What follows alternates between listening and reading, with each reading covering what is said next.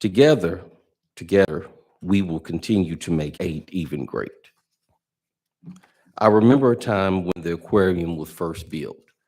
I went there on a field trip. The aquarium was the revitalization and a new birth of downtown.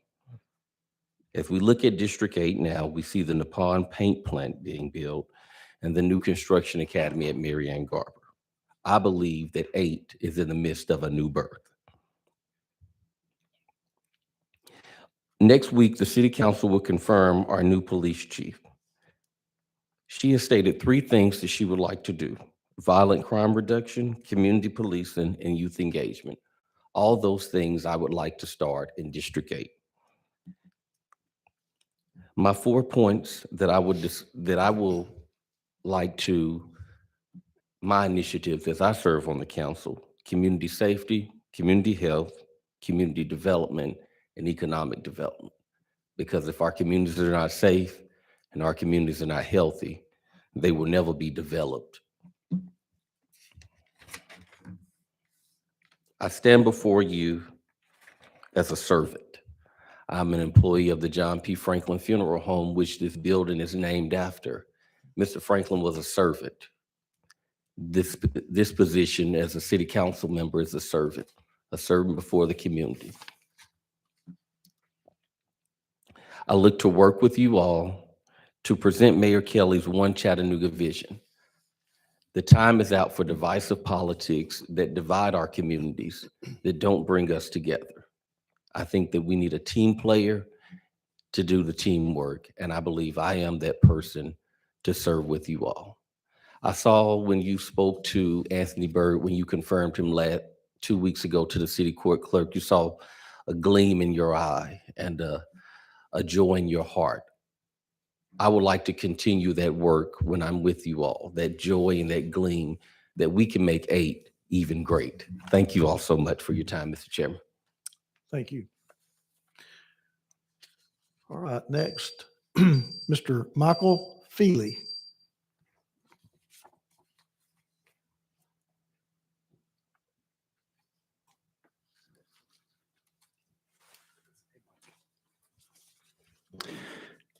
Good afternoon, Mr. Chair and members of the council. Thank you for this time today.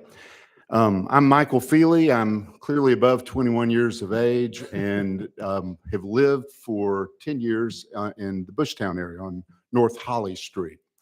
And come to you today in maybe with a passion to serve, but as I indicated in my letters, I'm interested in serving as an interim city council person. I did that before in 2007 and 2008 for roughly the same period of time for about 4 months in a different district, in District 6. And I feel it's important, and y'all have certainly discussed this subject in many ways. I'd love to serve, but there are incredible candidates who are running for this. I will not run in the election for August for the full 4-year term. I have a passion for several issues. And currently, I'm working with an organization that does home repair and builds houses. That's been what I've done for a long time, working in food ministries with through both churches and also through nonprofits, as well as housing ministries. I currently serve on CARTA. Have served on that for close to 10 years. I have a passion for public transportation, for libraries, and for building community. And when I served as an interim before, something that was really important to me because, and I was younger then, I'm older now with I think a lot more humility and hopefully much more of a sense of humor as well. But my job was to listen. I went to every neighborhood meeting I could. I would take every phone call I could. I just listened to people. The folks in the district, in District 8, have a clear idea of what they're interested in doing. I need to listen and represent that to the council.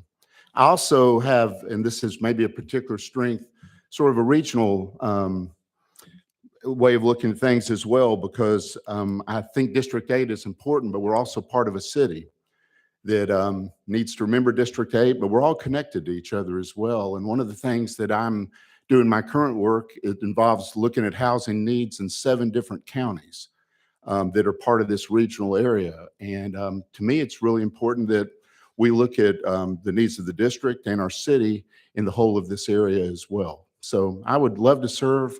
I believe in coalition building. I've been a part of all sorts of startups over the years, including St. Andrew's Center, La Paz, and a number of other organizations. And it would mean a lot to serve as your interim city council person for this district. And if not, I'll continue to be a happy member of the CARTA board. So thank you all so much for your service and for considering my application. Thank you, sir. All right, next, Mallory Marsh.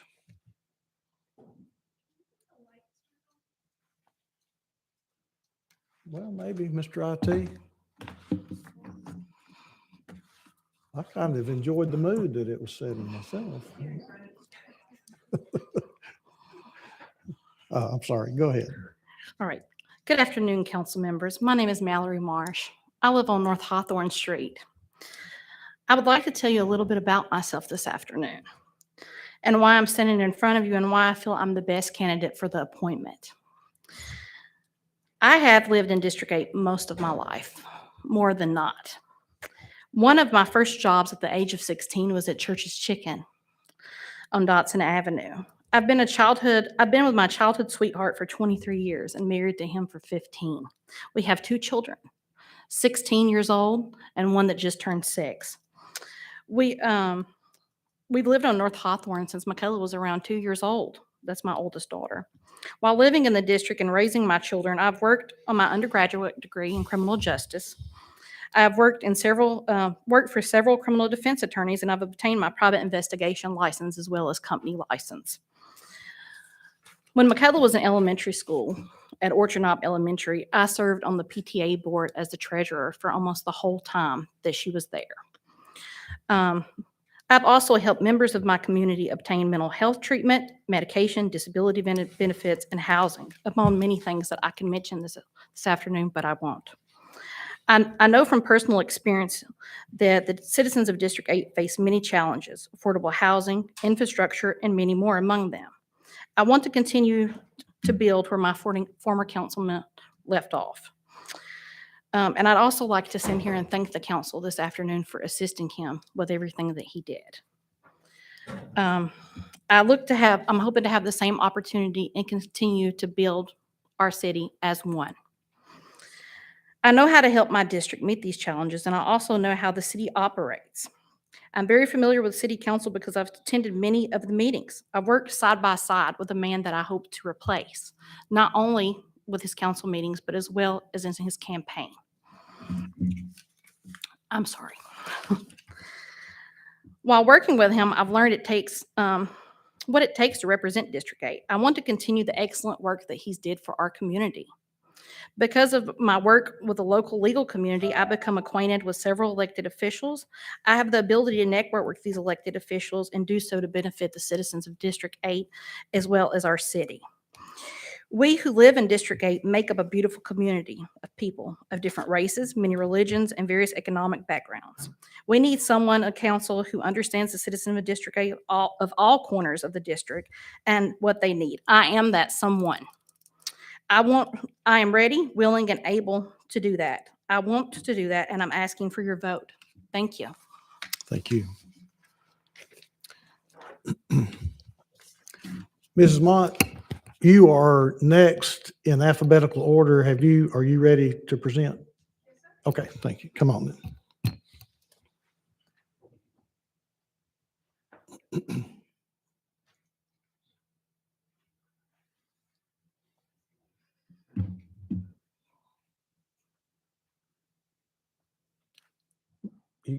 Can you give us 3 minutes on the clock? There we go. Good evening, Council. Of course, my name is Marie Mott, and I'm applying to serve my constituents as the interim City Council representative for District 8. I never expected to be standing before this podium and have people stop to listen to what I have to say, the grandchild of an immigrant, mechanic, homemaker, and a factory worker.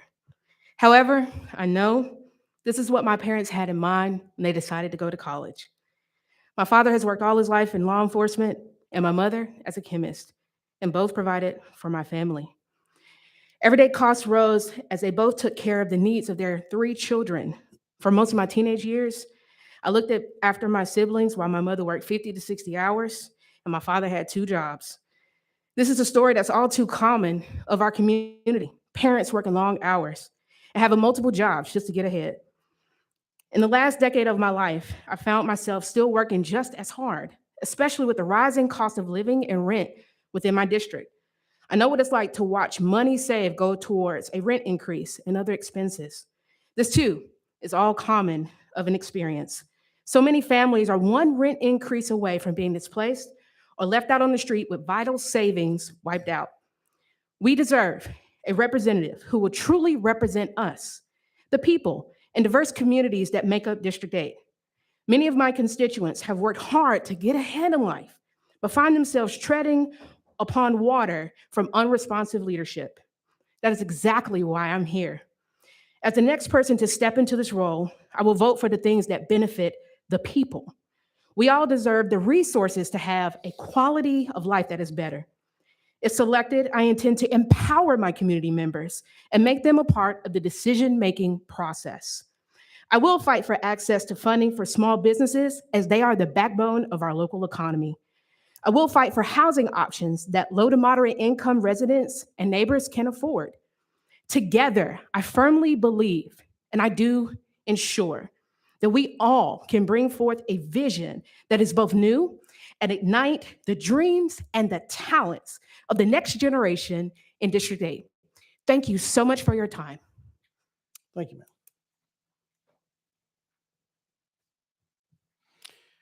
All right, next we'll hear from Marvine Noel. I hope I'm saying that correctly.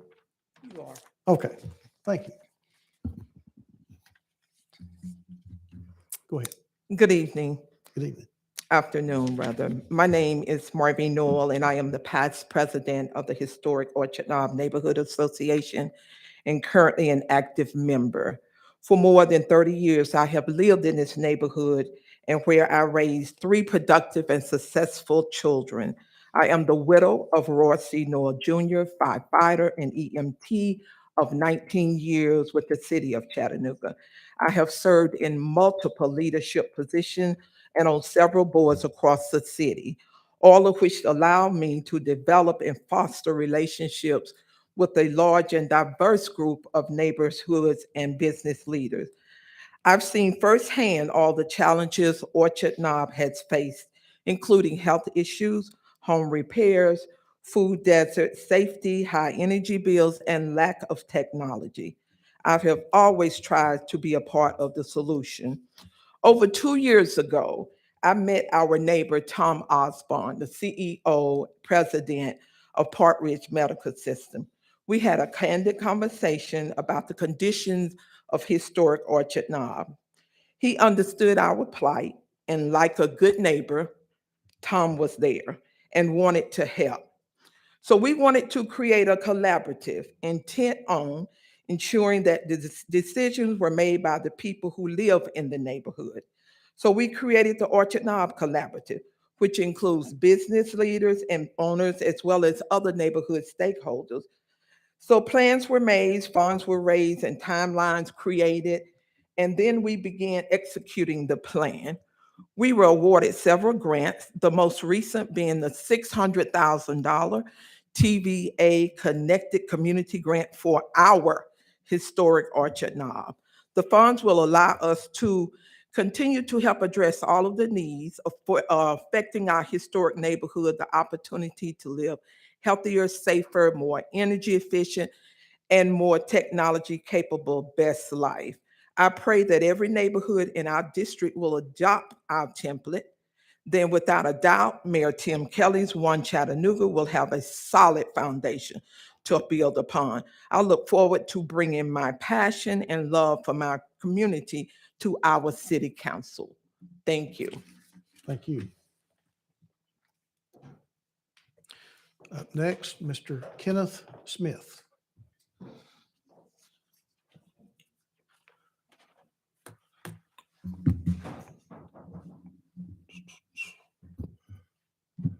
Thank you, Council. Thank you for giving me this opportunity to speak to you today about representing District 8, one of the I think, the most important district in Chattanooga, since I am a resident of that area and have been there.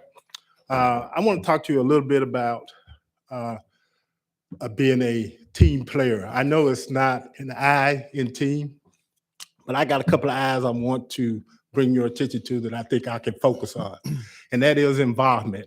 I get involved with all aspects of life in a particular area. When I got here, I'm involved in the Chattanooga Neighborhood Association, which is a group that brought all neighborhoods across the city together to talk about their ideas. I got involved with United Way. I'm now a member on the board who works to try to interact and move people from different socioeconomic levels to bring up their upward mobility. And then I simply go about the mission of getting involved again. So my work with the previous administration with Mayor Burke, when you guys were gracious enough to allow us to have a new recreation center in the area. At that time, I was representing and still am representing the Avondale Neighborhood Association in a lot of different areas. And we work with you guys to work out and iron out any differences that we may have had in building that center. And so I get involved, I interact, and I want you guys to know that that's what I work to do as a member of District 8 and on serving that county in that position. I also want to just bring out one other point. The people that we serve in this city must be able to trust and must have trust in us and trust in me as their representative. So I want to make sure I move forward. I want to again thank you for the opportunity,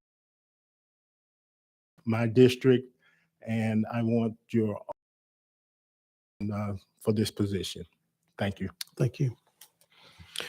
All right, and the last applicant that will present this afternoon, Mr. Armand Wine.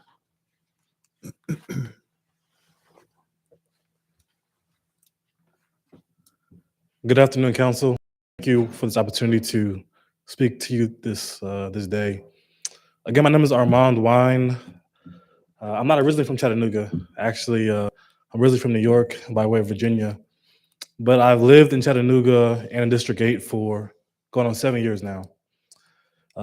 District 8 is near and dear to my heart, mainly because I've had a first in District 8. I had my first full-time job in District 8. Bought my first house in District 8. Married my first and last wife in District 8. I love you, baby. We had our first child together in District 8. I understand that this role is a role of a servant leader, and I've had experience in that area. I am a minister in District 8, been there for almost 7 years at Avondale Church of Christ. I also have previously worked in the Youth and Family Development Centers, formerly now Community Development, and have experienced and worked with the community and some of you as well. We had a major project in building the Avondale Center, and I met a lot of you there. I'm looking forward to working with you in the future. However, I would say this. I don't think my role as a minister qualifies me for this role. I don't think my role working in community development qualifies me for this role.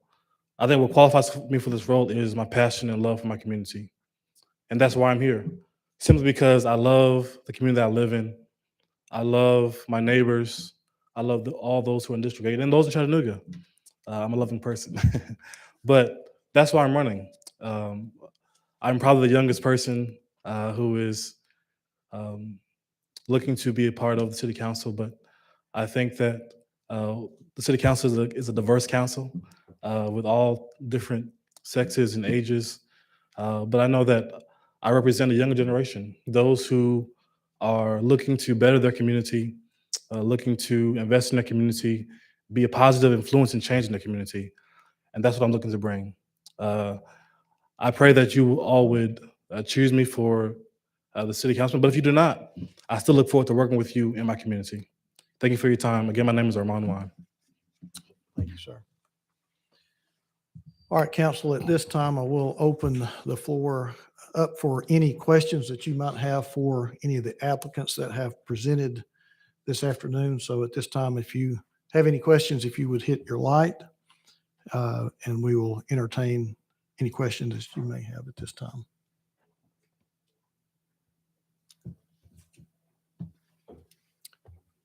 Councilman Ledford. Chairman, thank you. My question is for every applicant, if you would consider making a brief comment. One of the primary roles of a city council representative outside of the mayor's budget, and as outlined in our charter, is zoning. District 8 in particular has many zoning challenges as we are working through on a weekly basis. And I would be curious to know what your thoughts are on the future of zoning in District 8. And if you would address that as you wish, I would greatly appreciate, because you will spend a lot of time in community meetings, meeting with developers. You will spend a lot of time meeting with the community to hear what the concerns are from the residents, and then working through a consensus if there's one to be found. Bringing those two groups of people together is a very big responsibility of a city council representative, especially in District 8. Councilman, before we get to the question that you've asked, that we've sort of sawed off the shotgun there and sprayed all of them. Let's do some sharpshooting and see if there's individual questions that we could take care of first. And maybe as they come up, they could answer that question as well. All right. Councilwoman Hill. Thank you, Chair.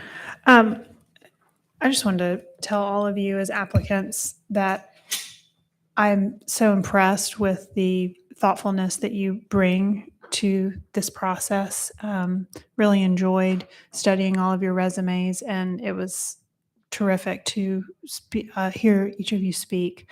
Mr. Burke, I do have one question. Okay, let me ask if you would come to the podium, please. First, I very much appreciated your point about joy. What a vital part of our lives. Can you tell me what you feel like is a primary issue in District 6? You mentioned safety, health, community development, and economic development, but as you consider serving the people of District 8, are there any projects that stand out to you that are critically important? One thing that I would like to really focus on is community safety. Community safety, like I said, we're on the cusp of bringing a new police chief. The latest murder that happened in the city happened in District 8. I was up with my son that night with a newborn, and I heard the sirens and I heard the police cars going by. And a lot of people might not live in communities where that is, but I'm in a community where that is. We've got to get to the root of where the violence is, and we also have to hold businesses accountable. Long gone are the days that we have to show favoritism to a business just because they are of a particular race or what they've done in the community.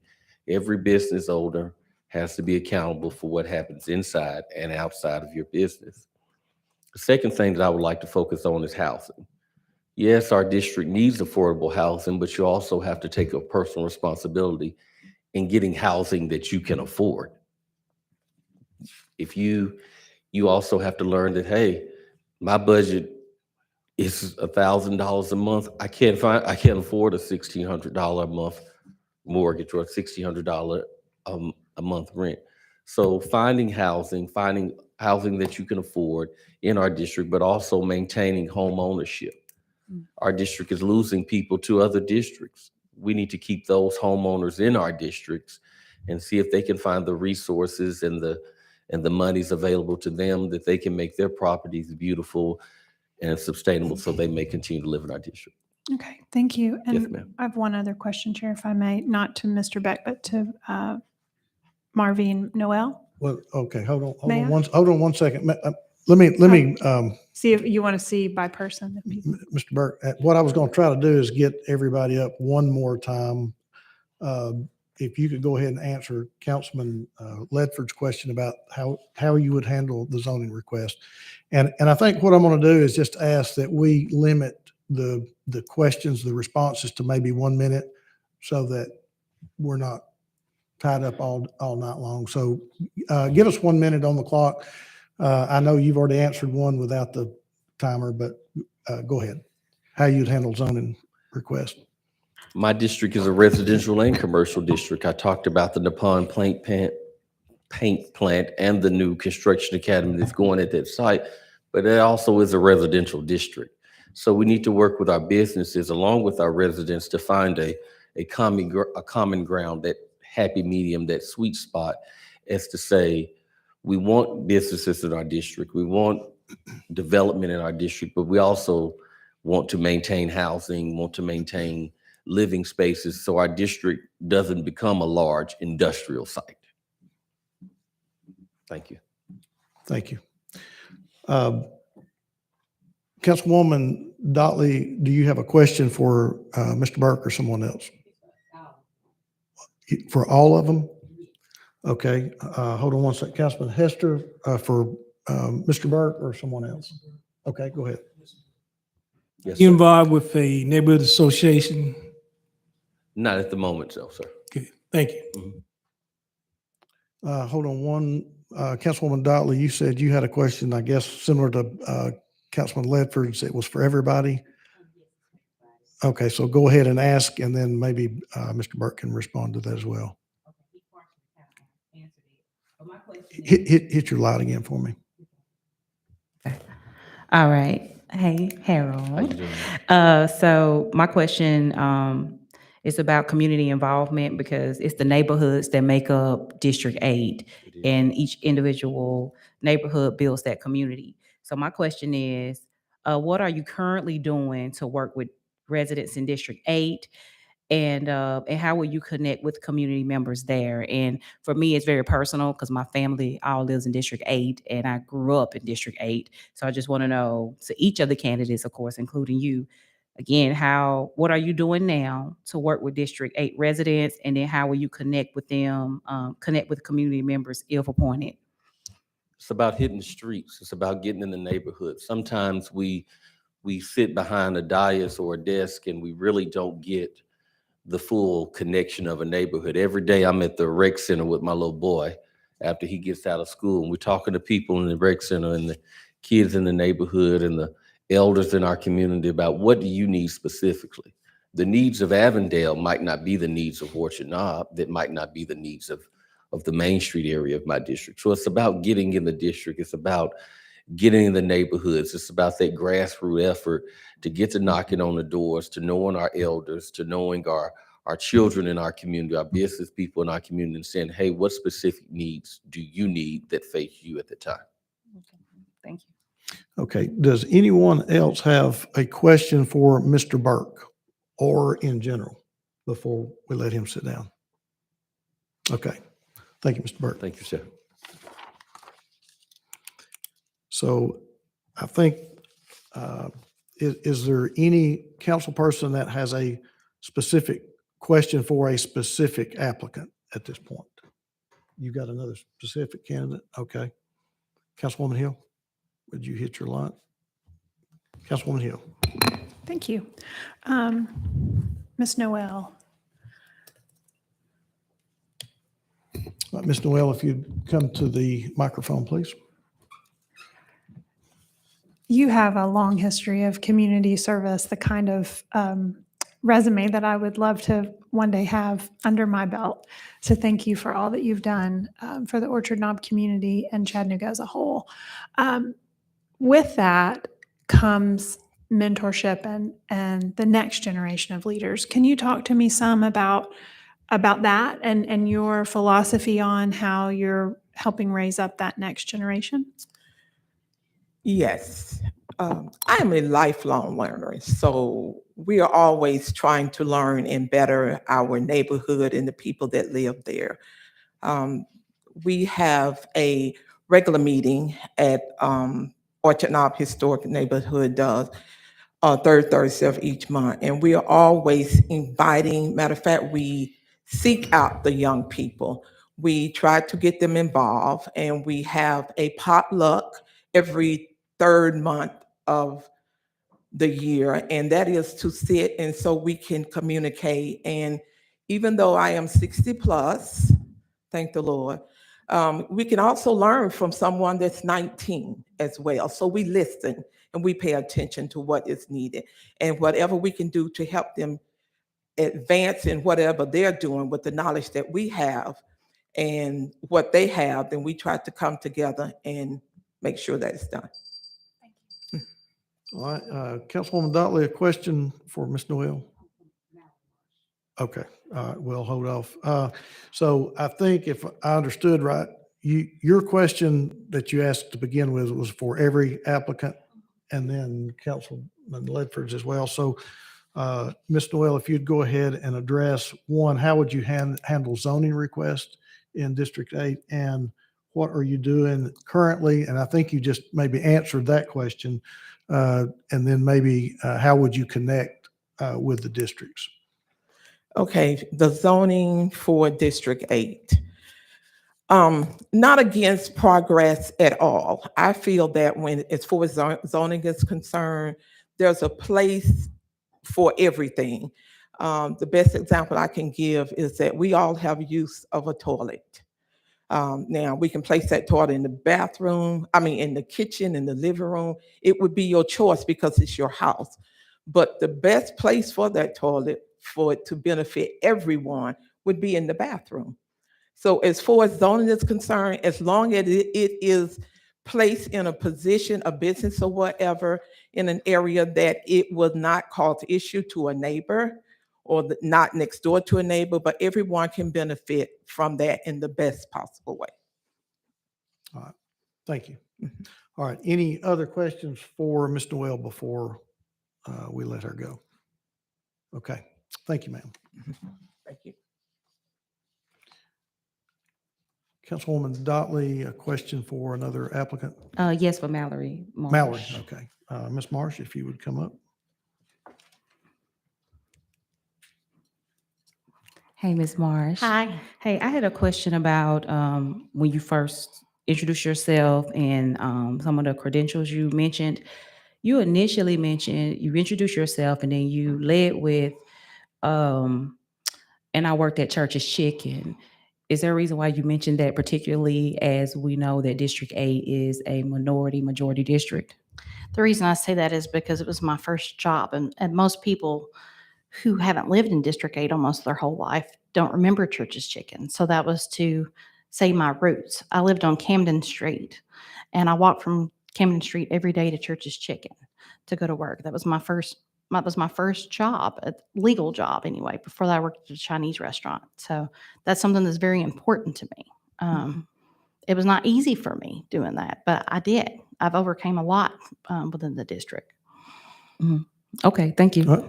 All right, and so to follow up, I'll present the same question to you that Councilman Ledford and Councilwoman Dotley presented. How would you handle zoning requests? And I guess, what are you doing currently in the district? And how would you connect with District 8 residents? Well, I'm going to start off with what I currently do in my district. Currently in my district, as I've stated, I've lived in there more of my life than not, probably 20-something years. I've fought hard to educate myself, and because of the things that I've had to overcome, I help other people within the district overcome. I've helped, prior to COVID, I threw a couple events with our prior councilman and got attorneys there to help restore voters' rights and to expunge records and help with the driver's license, things that are very important in people's life that sometimes we overlook. I actively, every day, I feed 5 people in my community that aren't able to do so themselves. I work with a nonprofit to help people in ways that they can. I assisted a woman, a senior who couldn't afford to get her central heat and air fixed. That's how I help within the district. Okay. Thank you. Councilman Hester, a specific question for Ms. Marsh? It's the same question I had for the other applicant. Are you involved with the neighborhood association? Yes, sir, I am. Churchville. Thank you. Thank you. Councilman Ledford? Thank you, Mr. Chair. This is a specific question for Ms. Marsh. Okay. Ms. Marsh, you worked on Councilman Byrd's campaign, you stated a moment ago. What lessons did you learn about District 8 that you think would benefit this council? Oh, many. Going knocking door to door, it made me see like the challenges we face in all different sides of our district and how important it is for the council person to go to the neighborhood meetings. So when we do come across such thing as zoning issues, that you already have the relationship established with them to be able to talk to and work through the issues. All right. Thank you, Chair. Thank you, Ms. Marsh. All right, thank you. All right, I'll just go back down the list since I see no other lights, bringing each applicant up to the mic to address the two questions that was asked to the general applicant pool. Mr. Michael Freely?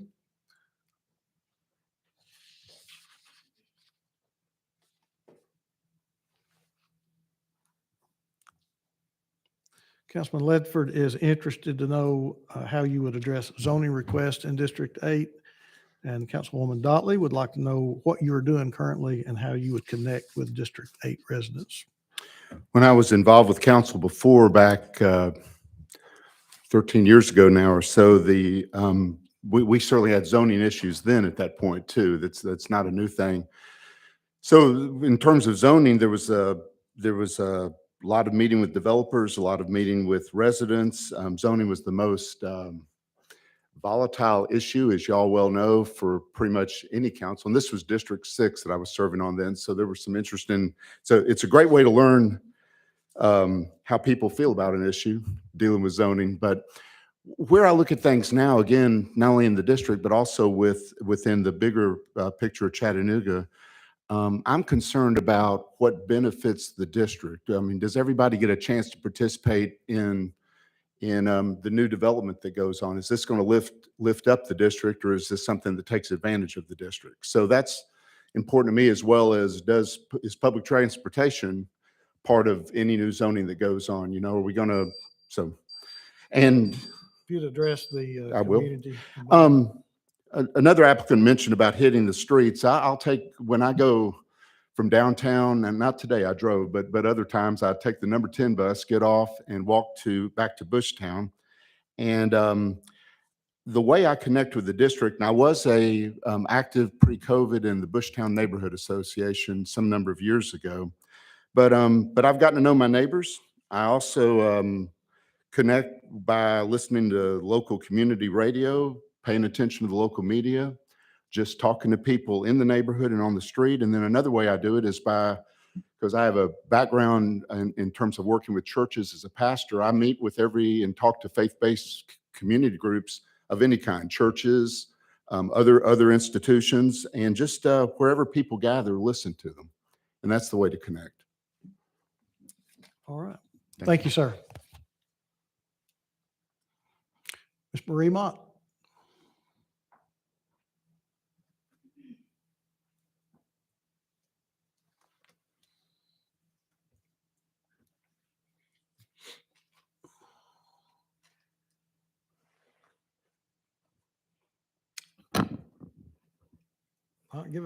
There we go.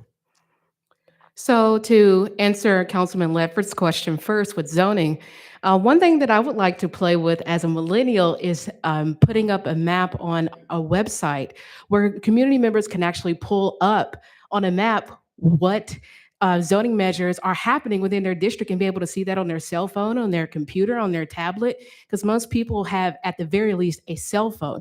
You should be able to see that. But at the same time, that information should be disseminated between our neighborhood association and community stakeholders to keep them aware of what developments are going on. But also, I know the city council has been having a discussion about updating our zoning practices and has talked about accessory dwelling units and other options that I think we need to expand to be able to bring in other individuals to have housing within our district, which is vitally important to me.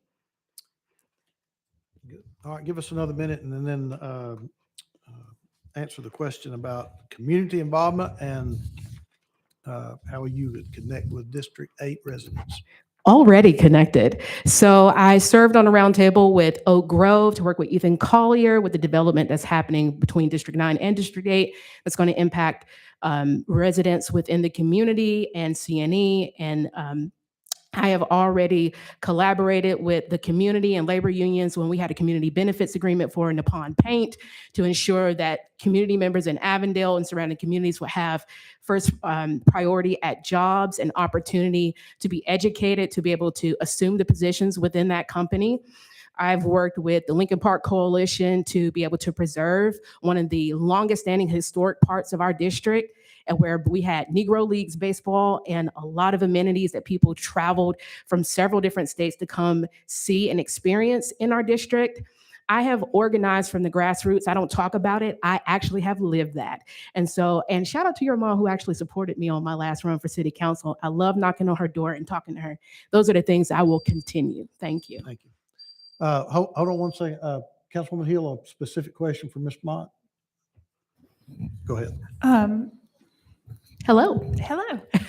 Thanks for being here. My pleasure. And you come and speak to the council regularly, Marie, and Yes, ma'am. we're in a unique position to be looking at choosing a colleague. The work of a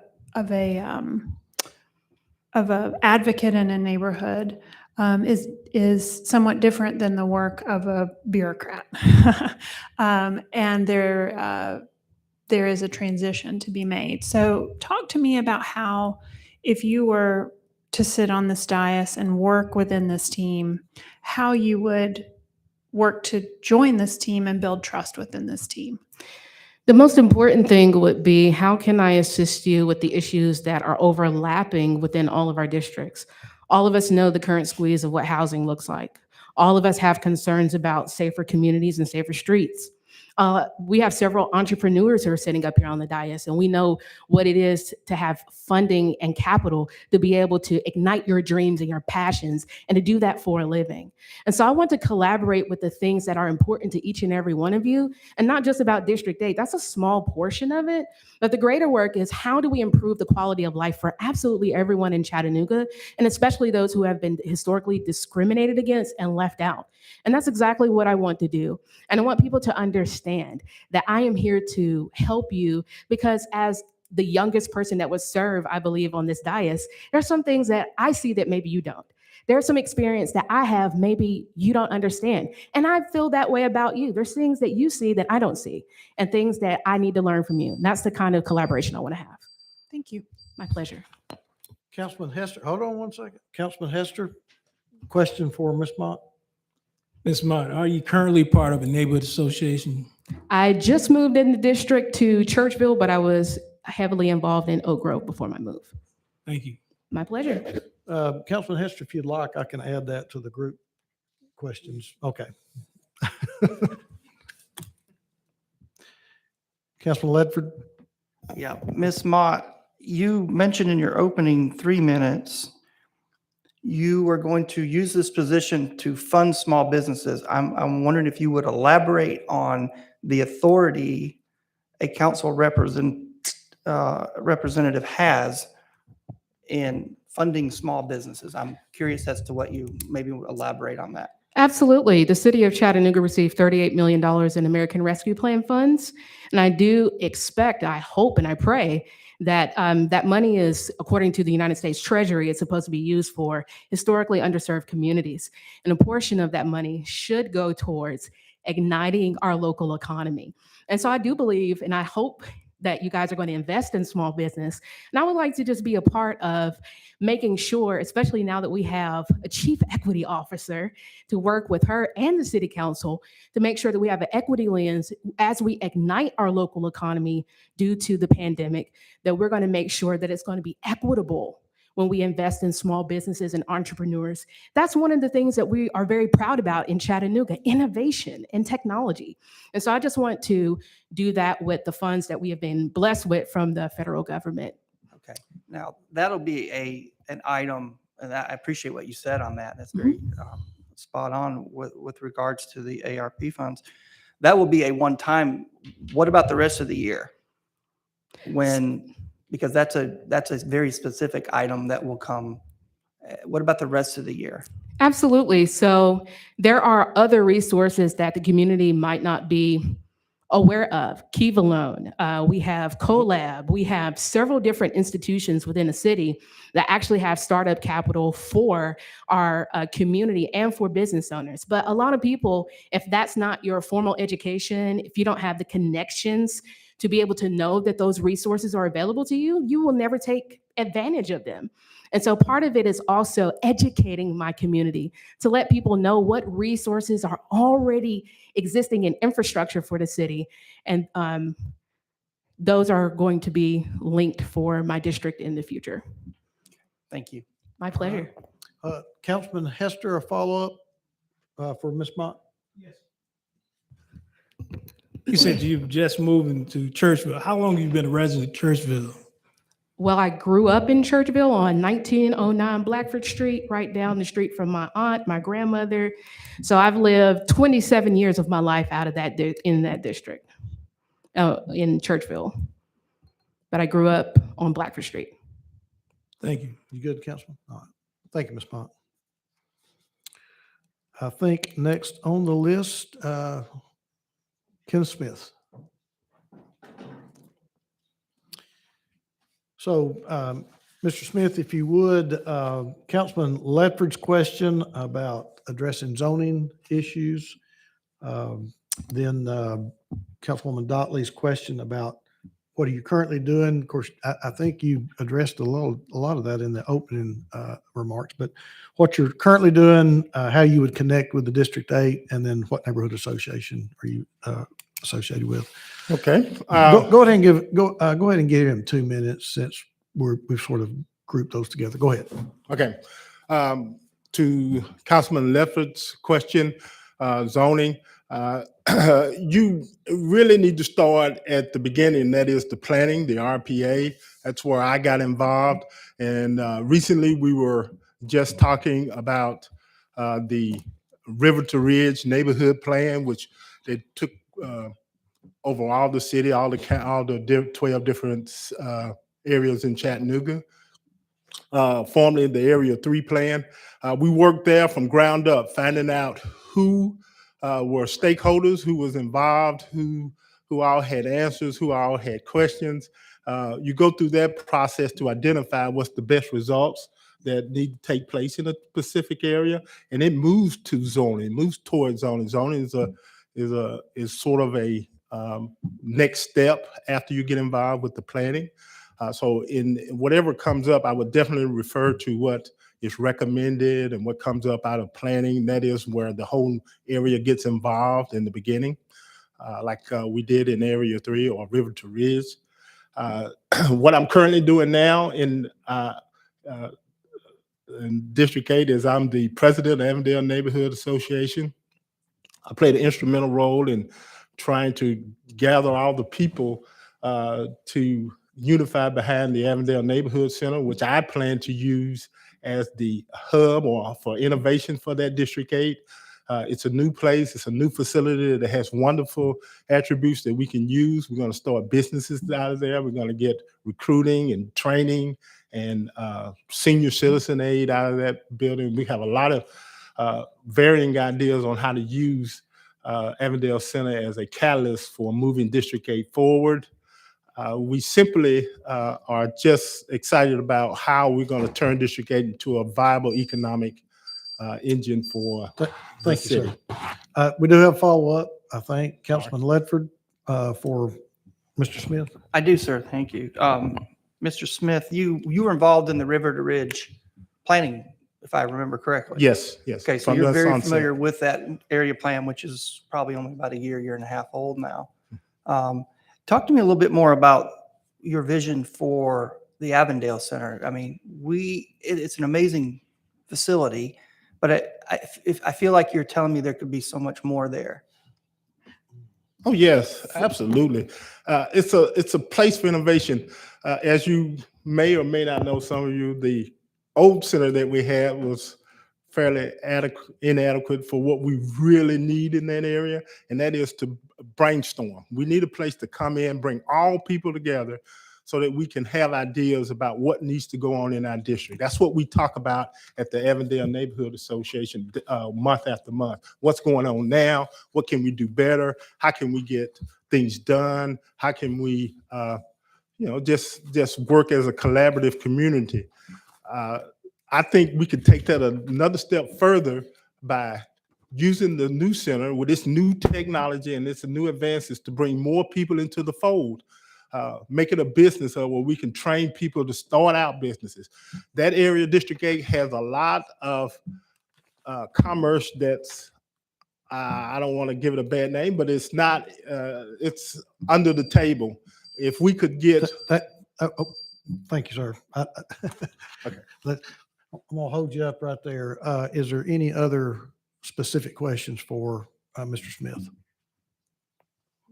Okay, thank you, Mr. Smith.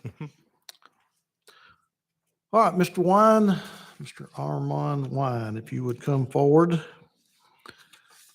And we'll give him 2 minutes to answer the two questions. One, how you would address zoning requests in District 8?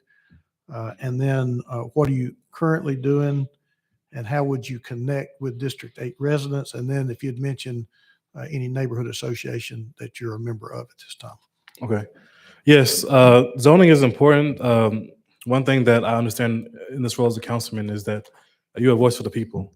And so any zoning that is to be done in District 8, of course, will need to be okayed by whatever community it falls into.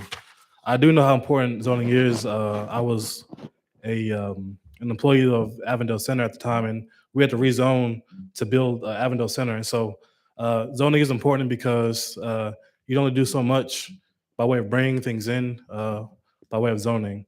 Also, as far as my neighborhood association, I have worked with a few. I'm not actively currently a part of the Avondale Association where I live. However, I have worked with them as a member of the YFD centers. Also, in terms of my outreach in the community, it's quite a bit. As a minister, my congregation does quite a bit of outreach weekly and monthly. Also, I've been a part of Hampton County Coalition, still am, in terms of drug prevention for young people. We had the privilege of changing the Hampton County school laws for the Hampton County. I also worked with the drew a blank there, but quite a bit of work in the outreach and aspect. There's one more question I think I'm missing. What neighborhood association are you associated with? Oh, Or member of? Avondale. Well, I'm not a member of Avondale. I live in Avondale. I've worked with Avondale quite a bit. Okay. Are you a member of I am not. a neighborhood association? I'm not. Okay. All right. I'm not seeing any lights. Thank you, sir. All right.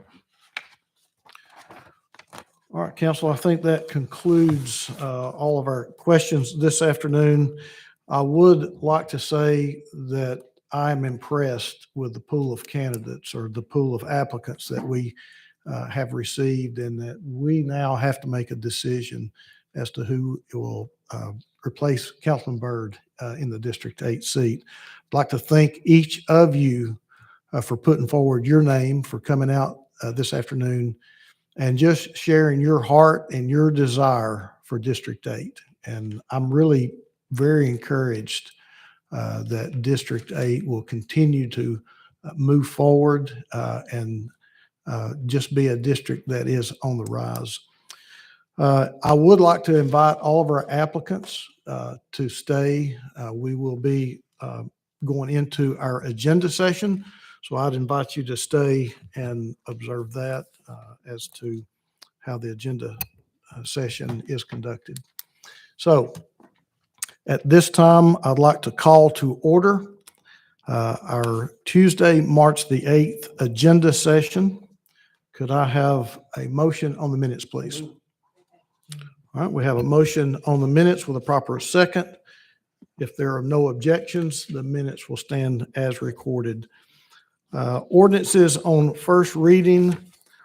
All of these items are planning items that we discussed last week in our Planning and Zoning Committee. Do we have any questions or comments concerning any of these items? Councilman Ledford. Chairman, thank you. Item B, case 2021-0213. I want to thank the council for indulging in a multitude of deferrals on this situation. It is an ongoing conversation, and I think it would be proper to not waste the council's time right now in continuing the deferrals. This evening, I will be asking to table this item until the discussion can finally sift its way through. And if you'll indulge me with that motion this evening. Sure. Thank you, sir. Thank you. Councilwoman Dotley. Yes, for items F and G, I would like information on the conditions. I know that item G, I believe that was added today or yesterday. So if I can get information on item F and G, the conditions. You're asking for information on the definitions, is that correct? On the conditions. Yeah, 'cause they Information on both have conditions, I'm conditions, sorry. yeah. Karen, could you come up and help Councilwoman Dotley with these, please?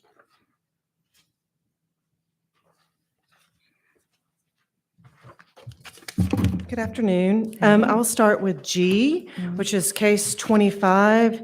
The Planning and Zoning Committee last week had mentioned that this had a companion case at Planning Commission for a deviation to allow greater height and a greater footprint. So, and just in speaking internally and speaking with Phil Noblet, we decided it's best to have council confirm that action through zoning. And the condition that has been added as a condition to that zoning ordinance. So the alternate version for case 2022-25 has a condition added.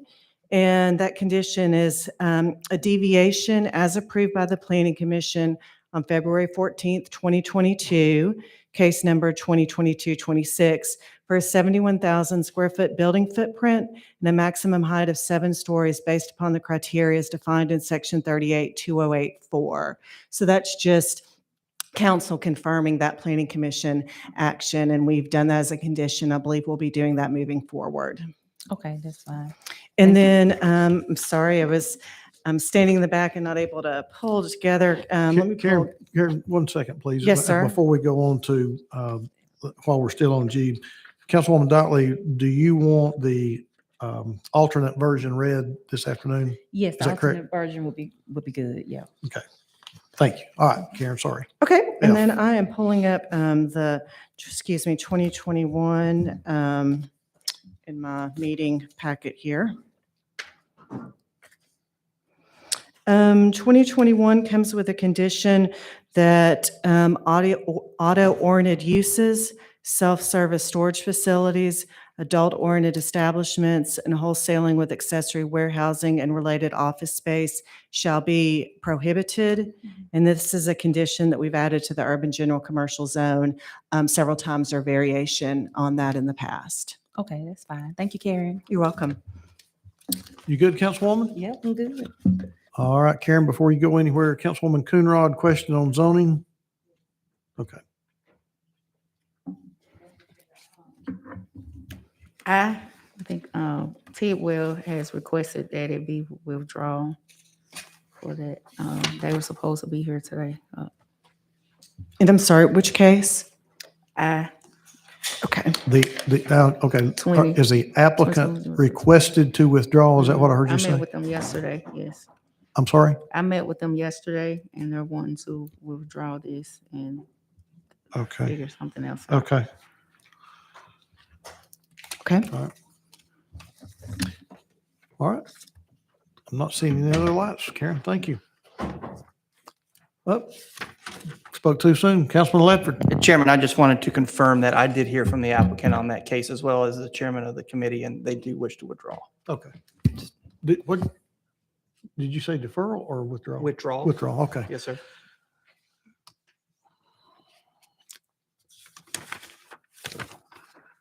All right, moving to resolutions. Madam Clerk, 7A, please. A resolution considering short-term vacation rental application number 22 STVR 12 for property located at 916 Federal Street. You good to go tonight, Councilwoman? Thank you. 7B, please. A resolution authorizing the mayor or his designee to collectively with Hamilton County enter into a lease agreement with Chattanooga Area Convention and Visitors Bureau, Inc., in substantially the form attached for the lease of the building at 2 Aquarium Way, Suite 138, further identified as a portion of tax parcel number 135KA001, with the building to be used exclusively for the operation of a visitor information center for a term of 3 years, with the option to renew for 2 additional terms of 1 year each, at the consideration of $1 per year. Councilwoman Dotley? Yes, this one was tabled from November, and I would like to amend this one. So do I read into what I want to amend it to? If you would like to share that at this Yeah. time, and then when we come to this item on our agenda tonight at 6, if you would just move to approve, and then once we get a second, then you can move to amend. Okay. All right. All right. So I would like to offer the amendment to amend the resolution to have a term of 5 years as opposed to 3, with the option to renew for 2 additional terms of 2 years each, at the consideration of $1 a year. So those would be the amendments to 7B. Would you read the second part? I got the 5 years. Sure. What was the?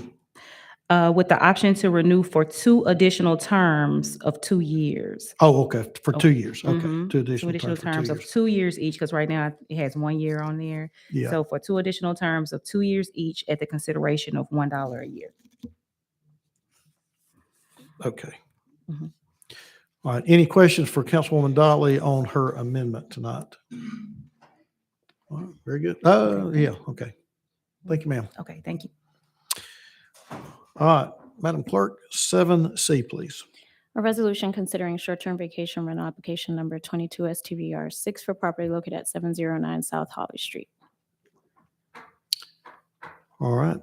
Mr. Attorney, Yes, sir. could we make sure in the future that we group our short-term rental vacations together rather than having a item in between? And I think even for tonight's purposes, if I could get a motion from the body to move item C and move it in front of item B so that we can hear those together. All right. Okay, we have a motion and a second. So, Mr. Attorney, if you could have your office reprint the agenda for this afternoon and have the short-term vacations grouped together. You want me to add the change here for item C now here regarding the Chattanooga Area Convention Centers as an alternate or not? Yeah, we'll just do it at 6 o'clock. Okay. We'll just do it at 6. Madam Clerk, 7D, please. A resolution confirming Mayor Kelly's appointment of Tamara Stewart as Chief Equity Officer. Councilwoman Coonrod. Thank you, Chair. I actually had my light on for your previous statement. Oh, I'm sorry. In agreeing with it being grouped together, but I'll be requesting that it's read singly. You'll be requesting as a what? That you read it individually. Oh, I will. Certainly. Okay. I just want one to follow the other. Mm. Okay, thank you.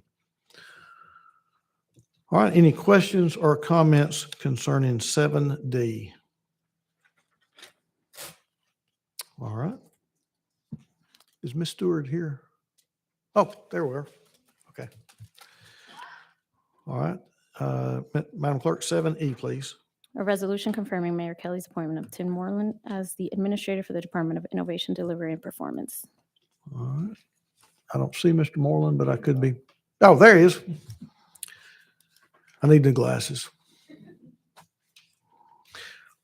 All right, that concludes all of our agenda items this afternoon. Council, if you would take a look at your purchasing questions for this afternoon and let me know if you have any questions or comments on any of these items. You should have a total of 10 items for your consideration. All right, moving to our March 15th, what we call our 2-week agenda. Anything that needs to be brought before the council at this time? Councilman Ledford. Yeah. Chairman, I was just going to say on our purchasing request, if we could maybe print that just a little bit smaller so I can't see it, that would be fantastic. Okay. Well, I think we were trying to get it all on one page so that we didn't have a snafu like we did a couple of months ago when we didn't get the second page. Thank you. All right, questions on our 2-week agenda. Councilwoman Dotley. Yes, I do see, I just wanted to recognize Celeste Murphy. I think she's here today, so I just wanted to recognize that she is here at our meeting today. Okay. Ms. Murphy, come up to the podium and you can introduce yourself. I think most of the council has met you, but introduce yourself to the audience. Yes, hello all. I'm Celeste Murphy, here by way of Atlanta, and I'm hoping that I can get your approval to be your next chief of police for Chattanooga. And I appreciate your support. All right. Thank you, ma'am. Thank you. All right, council, if you would turn your attention to future considerations. Is there anything that we need to address at this time under future considerations?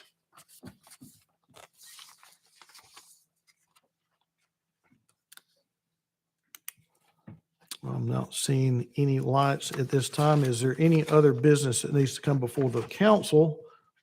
Whoa, we got a lot of lights. Before we go to Councilman Hester's Parks and Public Works Committee, Councilman Ledford. Mr. Chairman, item E, and I apologize, I didn't catch, I just received an email from Ms. Hammock, who was visiting with us last week on the case in District 8. If you remember, on North Holtzclaw. Okay.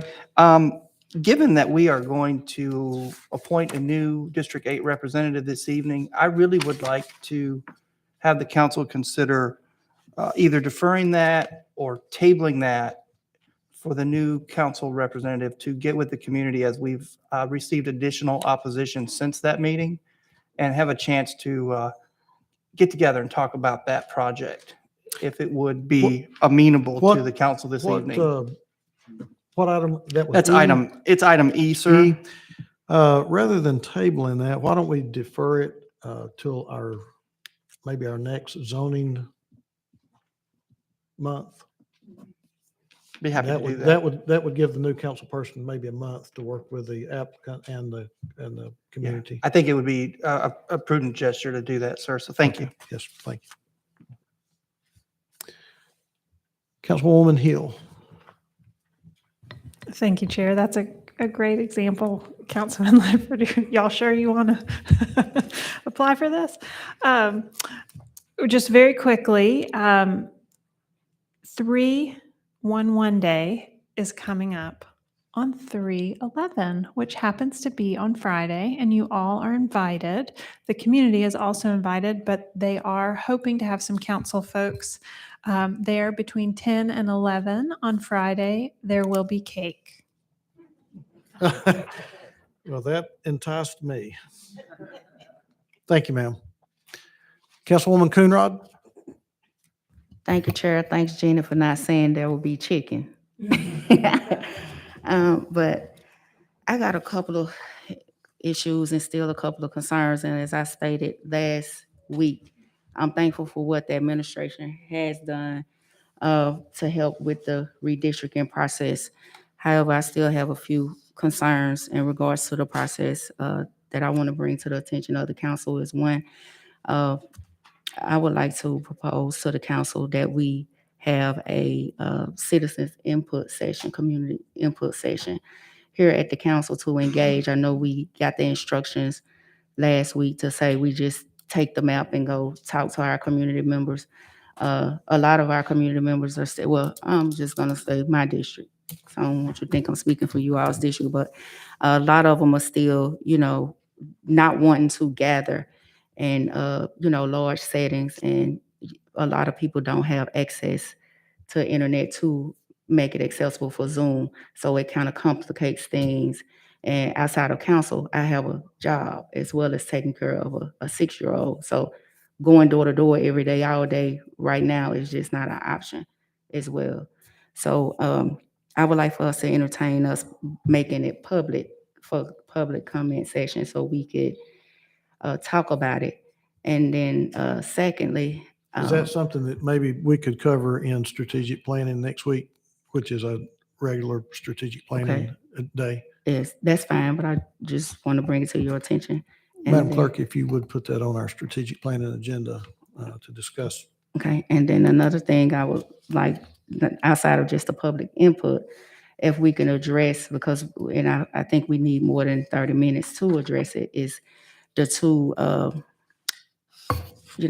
what we received with the presentation, slide 5 and slide 7.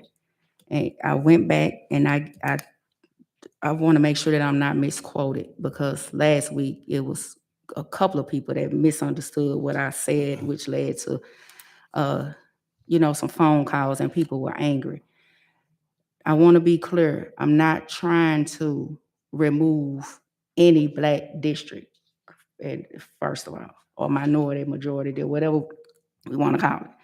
But what I am asking us to do is to take a look at the map and see where slide 5 and slide 7, where the clear distinct differences are, and you can look at it and see. All I'm asking is that we create a map that's fair and equitable for every district, that's representing Chattanooga as a whole. If we're gonna say we're one Chattanooga, and what I mean by that is that the Black people that are in each person's district, I would like to see a map that shows that those individuals are still in District 1. Those individuals are still in District 4. We're not removing them just to consolidate them in 5, 8, and 9. I have yet to see the data that showed. Now, my district, it's District 9 gets affected by the census every time, and we're adding more people. But I have yet to see the mapping of that says, okay, this group of Black people left.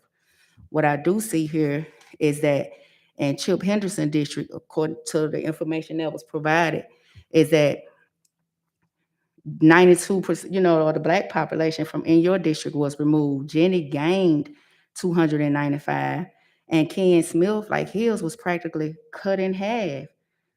1343 of people that left that district. I mean, it goes on and on, but yet District 8 was increased by 1529. Mines was increased by 9. The numbers just don't, and I just think that doesn't fairly represent us as a city, that we're concentrating solely to group us all to have more Black people in just specific 3 districts, and that shouldn't be how we operate. Now, So Councilwoman, let's address that then at our strategic planning, Okay. and we can put all of that on the agenda and maybe have, if you'll send me an email of what map or what you would like to see, I will try to have that provided at our strategic planning agenda so that we can give it the time that it needs. okay, and one last request. I know we One more request? One more request Last one. is that we agreed to have a MOU with UTC. And I've mentioned this before about around the conversation about getting our city schools back. But I would like for us to consider, or not just consider, but actually do it, utilize that, so we can use the GIS department with UTC and work with them in creating our maps. That way it removes our administration out of the process. Again, I'm thankful for all that they've done, but I think if this is the duty of the council to create, we shouldn't be putting that job for the administration to do. We need to take a hold of it and do it. We shouldn't expect for them to draw the map, present it to us, and then come say, because it's been very misleading to our constituents. We were asked after the maps were created to look at our districts and see if we agree with it. But prior to that, most of the interaction was just amongst the committee members. That's it. But that's my last request. Okay. All right. Thank you. All right. I'm seeing no other lights at this time. we will move into Parks and Public Works Committee. So I'll turn the chair over to Councilman Hester.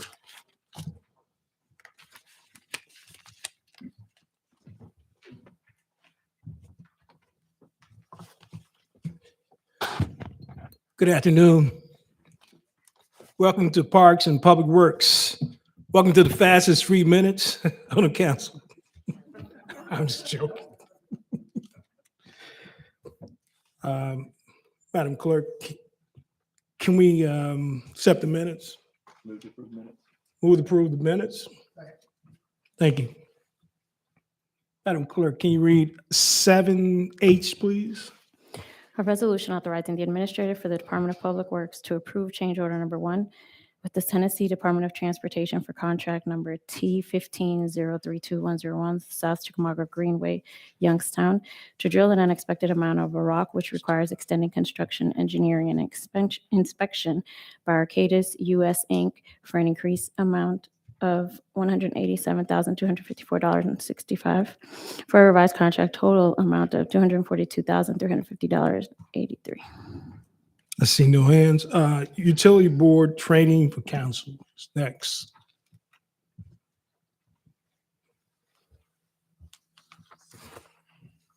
Good afternoon. My name is Mark Heinzer. I am the director at the wastewater treatment plant. And I've got a short presentation for all of you today. As the governing body over a utility, state law requires that we do some education, some continuing education, some training for all of you so that you understand the asset that we have. And there is a presentation. So this presentation is pretty brief. There are 2 parts to it. The first part is I will give you an overview of the wastewater treatment and collection system, so you have an understanding of what we're operating as a city. And the second part is going to talk a little bit more about the obligation that state law puts on all of you as the governing body to understand what we have and how we operate it. So, and at any time, feel free to interject some questions, but I do have some time for questions intermixed here. And each part of this presentation is pretty short. There's less than 10 slides in each part. And I'll go fairly quickly, but again, please do stop me if you have any questions or anything. So we are the Waste Resources Division. Again, I'm the interim director, and it is our responsibility to collect and treat all the wastewater that comes from a large area, not just the city limits. I'll show you a map of where this is coming from, and treat that in a way that maximizes the environmental benefit from what we do to our rivers and streams. And we have 2 main things that we produce out of our plant. We manufacture clean water. We are a manufacturing facility. We have everything is dialed in as in a very high-tech manufacturing facility, and it's very well balanced. And we produce clean water and produce biosolids for land application. And farmers come to us and they ask for this fertilizer because it's free fertilizer for them, and it's actually a great benefit to the surrounding agricultural world. Those are the 2 things that we produce. And it's not advancing.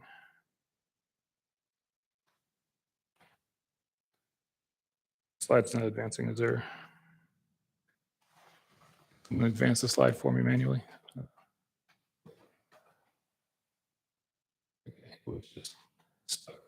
Okay, I'm sorry about that. The Interceptor sewer system, which is basically the large collection system that we have, we've got 1 large wastewater treatment plant. The whole region comes to us in 1 location at Moccasin Bend.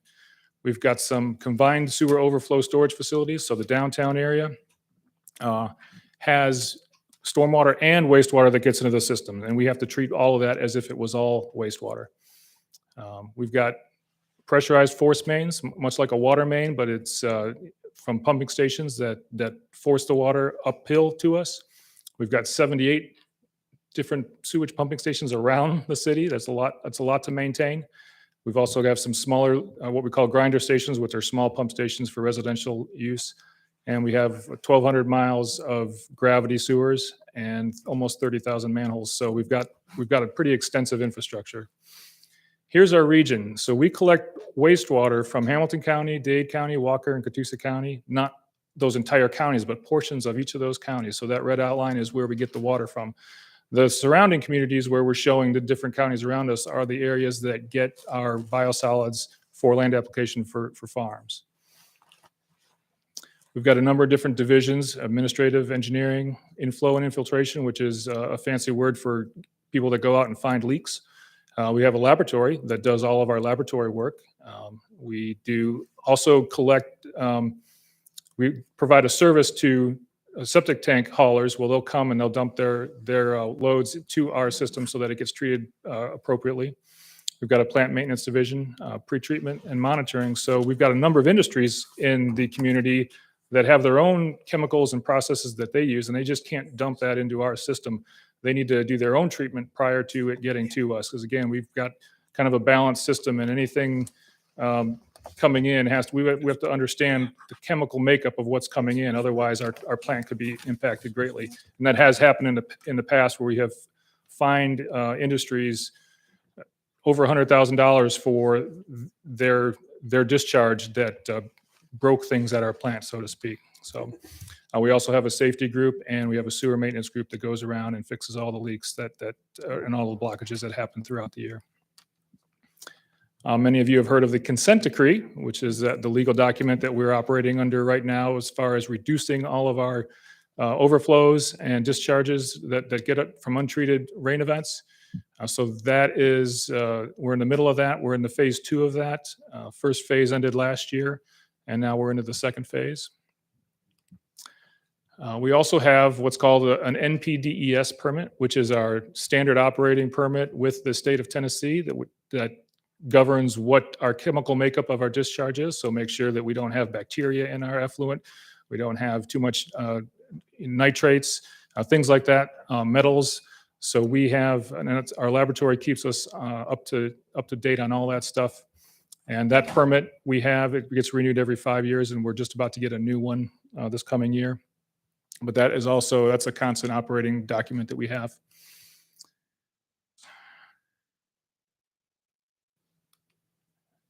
And well, when you're looking at a simple schematic of the plant, but there's a slide before this that it's not going to. There we go. Okay. So the Biosolids Land Application Program, I talked briefly about this. We've got a number of sites in a number of counties around the area, and we are hauling it off every day, and it's getting land applied and being used as fertilizer. So it's definitely a good recycling opportunity for the agricultural world.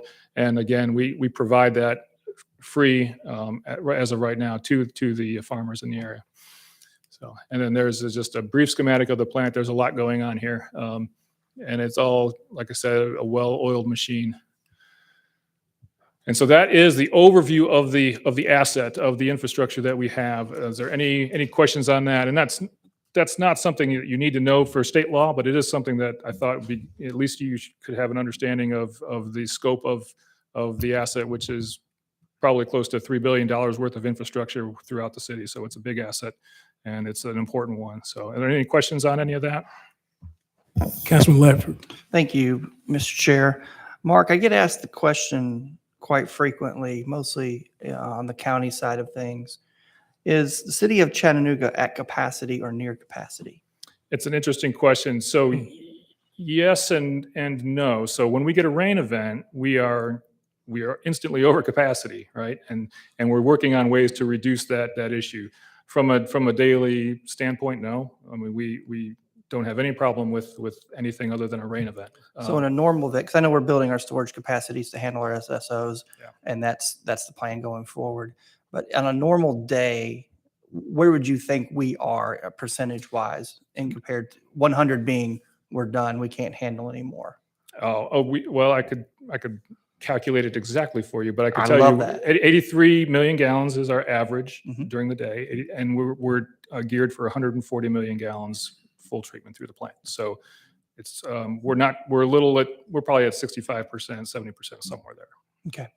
From a normal operating procedure. So our consent decree makes that a little bit different, because we have to account for the rainwater. So they would consider Right. us at capacity, and that's why the consent decree is there. So that may be why we hear that comment made in certain arenas, is is Yeah. because of the CD. Yeah. Okay. For sure. Very good. Thank you. Thank you, Chairman. Thank you. Any additional questions? Thank you, Mark, for the presentation. Got a few more. Oh, I'm okay. sorry. Go ahead. Go ahead. Go ahead. That was the first part. This part's a little quicker. I'm sorry, and it's That's all right. a little less technical and everything. So, so state law requires that all of you get some training on the operation of an asset like this. And I know that some of you have probably gone through that training in the past because some of you have been council people for a period of time. But for those that are new or those that are reelected, or were reelected this past round last March and April, we will need to do some continuing education, and it's all provided by the state. So again, this is Tennessee code, and the governing body that supervises, controls, or operates the public sewer system must meet training requirements that are in this statute. So this is a legal thing that we have to do with you and for you. Get this thing to work for me. There you go. One of the things to understand is that the Interceptor sewer system is an enterprise fund. We don't get tax dollars from property tax or sales tax or anything. We work off of revenue, and that's also a requirement that we are self-funded by our service. As the governing body, city council controls the budget, and therefore that's why this is coming to you for this requirement. And the basic requirement is that in the first year of your terms, you need to get 12 hours of continuing education, and then every 3 years after that, another 12 hours. So you start off hot, getting 12 hours in the first year. And the state does provide training modules for this, and I will provide that information to all of you so that you know how to get to it. I can also schedule things out at the wastewater treatment plant where we can do some training, or we can do it virtually. However that is best handled, we can work through that.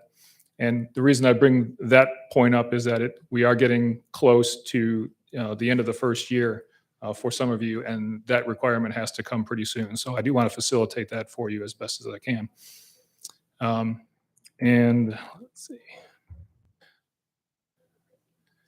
Yeah, so the subjects that they talk about in this training is board governance, financial oversight, policymaking, and you can also do your own topics if you find something that is of interest that can be counted as well. But these are the things that are provided by the state for this training. So it has nothing to do with the technical side of anything. It just has to do with financial oversight, policymaking, things like that. There is a link to the comptroller's website here that will provide the training. As I said, you can find the training on there, and you can do it virtually, and then just submit the certificates to your records, and that's how it's managed. So it's pretty easy. It's pretty loose. You can do it when it makes sense for you. And I can also, like I said, I can also coordinate and facilitate some training sessions for all of you if you'd like me to. Happy to do that. And now that ends my presentation. Thank you. Thank you again for the presentation. Yeah. I have one question. I've got some. Guess two questions. Jenny Hill. Councilwoman Hill. Thank you for your presentation. I'm familiar with continuing education requirements. In the education space, we're required to get 8 hours a year. Am I understanding you correctly that we need to get 12 hours of official documented training between now and April 13th of this year? That's my understanding. And you're telling us now? Yes. Approximately 6 weeks prior to, we need to now work in 12 hours of continuing education training. Yes, and I apologize for that. And there's reasons why I'm here today and not 3 months ago. And what my point of saying that I will facilitate is that because I don't want to make any excuses, but I want to make it doable for you guys. So I'm here to make that happen. And there's reasons why it didn't earlier, but I'm not making any excuses. I'm going to help you guys get what you need to get. For required school board continuing education training, there is a stipend provided for that time. Is that provided by the state for this training as well? Not to my knowledge. I don't know about that. I'm not sure. Is there any other training that we as city council people are required to have annually or every 3 years? Does anyone know? That's it? And it's a new law as of It, 2021? 2017, I think it was first. 2017? Great example of an orientation element for city council orientation. Okay. You good, Councilwoman?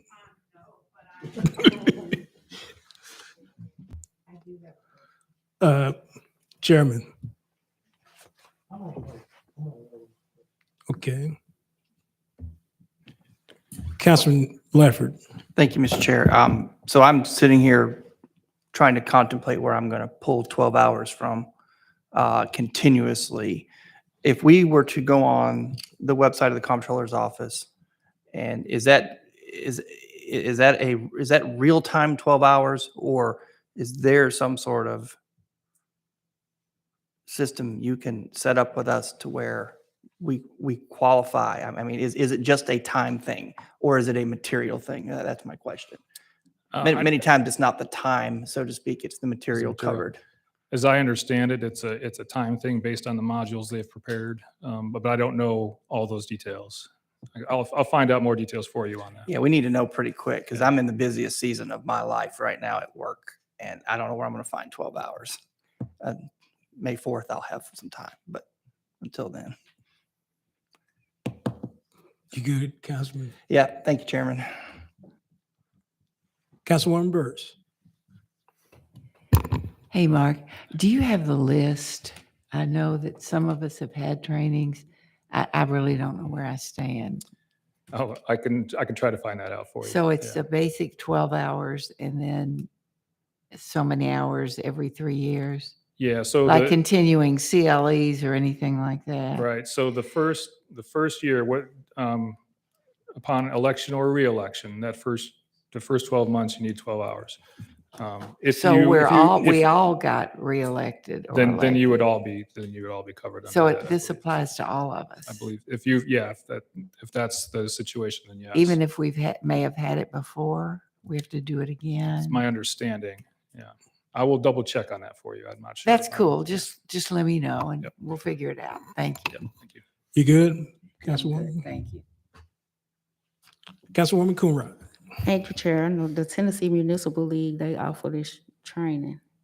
So I already taken it when they came, they held the conference. If you've got those certificates, then those would probably count, and you could submit those if it was related to utility government. Yeah. Okay, thank you. You good, Councilwoman? Councilwoman Hill. Thank you. Just a thought, as we look at the agendas for the next 6 weeks, perhaps there might be a day that we don't need a full day of council business and we could do a full day training session on a Tuesday. Just a thought. Chairman. There we go. I did notice that there are 5 Tuesdays in March, the 29th, which we usually do our strategic planning every other Tuesday. We could set aside the 29th to do. Mark, is that 12 hours can it be broken up into 2 sessions? I guess what I'm asking. It could be broken up into 12 sessions if you want. I mean, it doesn't have to. It's not a one long session. It's modules. I think that you can choose how often you want to do it. Okay. We could plan. Is that something that we could on the 29th? How soon can you set something up? I can set something up as soon as as soon as you'd like. Okay. Okay. Let me look at see what we can set up. You good, Chairman? Yeah, I'm good, thank you. Okay. Appreciate it. Mark? Thank you. Councilman Ledford? Chairman, are we at the end of the presentation? We are. If you don't mind, I would just wanted to give a shout out to Public Works, since this is in committee, for a wonderful job that they did for us yesterday in District 4. We had an issue on Shallowford Road that I think endangered Shallowford Road. And thanks to a citizen and bringing to our attention and pushing, contacted the Public Works Department administration as well. And the administration, along with Public Works, sent out a crew, and we thank them very much for coming to our rescue on Shallowford Road. It was great work by your crew, Tom. And if I've missed anybody by thanking them, please let them know. If you want to talk about it for 2 seconds, this is what Public Works does for our city, and I think this is a great example of the response we saw yesterday. Yeah, and I'd like to add, I did a lot of heavy lifting because I called Rusty. Ricky had a vacation day, although he called in and was working. But I saw the emails. I was tracking. it was so hard. But no, seriously. So Ricky was on vacation and then came to us by phone. Rusty sent out the crews. They worked very hard, and thank you so much for your. Well, they were even kudos, doing 'cause this they did a great in the job. rain. I mean, when I was communicating with the crews, I think that storm was about to hit, and I think that's just very admirable. And we thank you very much. And thank you so much for bringing it up. We've gotten thank yous from a lot of different sources, and we make sure we're passing them on to Very everyone involved. Thank you, Chairman. Thank you. Let me say this publicly too. I had a candid discussion with Tom Hucka last week. We met, I guess, nearly 2 hours. We were discussing some of the issues with Public Works. And one thing he did impress upon me, that he's going to have a commitment to minorities coming through the ranks of Public Works as far as filling slots. So I'm going to hold you to the fire. I know he's committed to making a difference to the city of Chattanooga. So I applaud you for that. Thank you. This concludes our Public Works and Parks and Public Works Committee. We're going to adjourn to attorney-client meeting. Thank you.